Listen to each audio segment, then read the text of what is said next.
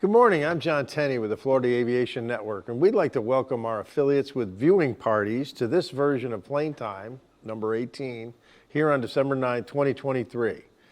Bill Stuhl and Joel Wiener are in Jacksonville with the Civil Air Patrol. Terry Kurtz is in South Lakeland. Glenn Sims in Lakeland, also with the Civil Air Patrol. Paul Adrian and John Weber in Leesburg with EAA Chapter 534. Barbara Phillips in Orlando with EAA Chapter 74. And Bob Jacks is in Orlando at the Orlando FSDO. We got Vicki Sherman in Ormond Beach with the Civil Air Patrol. Joe Schmaltz in Titusville with the EAA Chapter 866. Brianna Wright in Sanford with the Naval Air Station Sanford Information Headquarters. I also got Bill McClung in Tampa with the NASF and the Florida Aviation Network. Michael Minner in Tampa with the Tampa FSDO. Dennis Hayes in Fort Myers with the EAA. William Billy Hadaway is in Birmingham with the Birmingham FSDO. Sam Gross with Tampa Fast Team.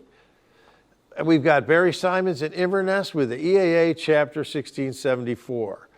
Terry, I'm going to say this name wrong. Terry Diedemann in Live Oak with, that's Tommy Diedemann. Sorry, Tommy, forgive me.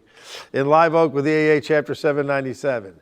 John Liccardi and Michael Ketchbar in Fort Pierce with EAA Chapter 906. Rob Williams in South Carolina with the Triple Tree Aerodrome.